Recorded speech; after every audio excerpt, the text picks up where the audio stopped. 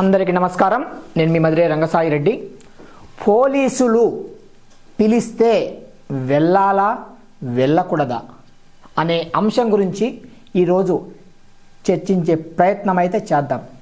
ఈరోజు మనం చూస్తున్నాం సమాజంలో పోలీసులు ఫోన్ చేసి రమ్మనొచ్చు, అలాగే పోలీసులు ఎవరితోనో వేరే వాళ్ళతో కబురు పెట్టి రమ్మనొచ్చు, అలాగే ఇంకో మార్గంలో ఏదైనా పోలీసులు రమ్మంటే వెళ్ళాలా లేదా. ఇక్కడ మనం నూతన చట్టం ఏదైతుందో BNSS భారతీయ నాగరిక సురక్ష సంహిత, ఆ చట్ట ప్రకారం, ఆ చట్టంలోని సెక్షన్ 31 ప్రకారం పోలీసులు పిలిస్తే వెళ్ళాలి. అలాగే పోలీసులు పిలిచినప్పుడు ఊరికేం పిలవరు కదా, ఏదైనా నేరానికి సంబంధం ప్రత్యక్షంగా పరోక్షంగా ఉన్నప్పుడు మాత్రమే సాధారణంగా పిలుస్తారు.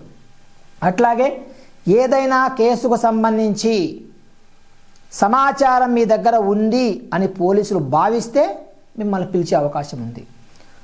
ఇప్పుడు పోలీసులు పిలిచినా రాకపోతే తర్వాత అరెస్టు చేసే అవకాశం అయితే ఉండొచ్చు.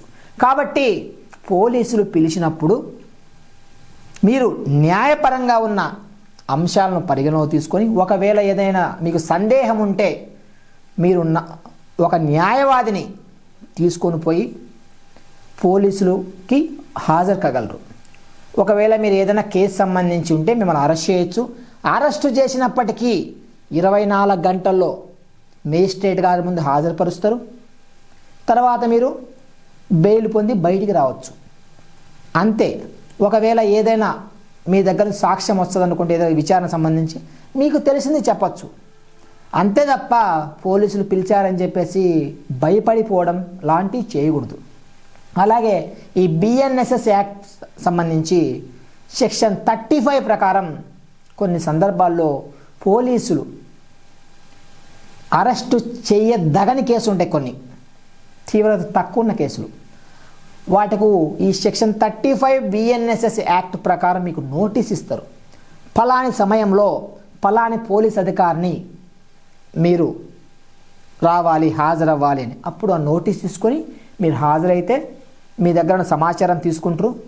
తర్వాత మీకు స్టేషన్ బెయిల్ ఇచ్చి మిమ్మల్ని విడుదల చేయవచ్చు.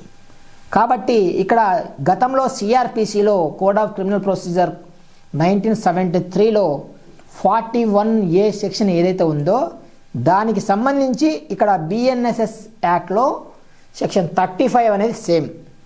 ఈ 35 ప్రకారం నోటీసులు ఇస్తారు. కానీ కొన్ని సందర్భాలు ఉంటాయి, మర్డర్ కేసు, తీవ్రమైన కేసులు, అప్పుడు నోటీసులు ఇవ్వరు. అలాగే అరెస్టు వారెంట్ అవసరం లేదు, డైరెక్ట్గా అరెస్ట్ చేయొచ్చు. కాబట్టి పోలీసులు ఎందుకు పిలిచారో అనే విషయం మీద న్యాయపరంగా విఘ్నతతో ఆలోచించి సంప్రదించడమే మంచి పని అని మా ఉద్దేశం. ధన్యవాదాలు.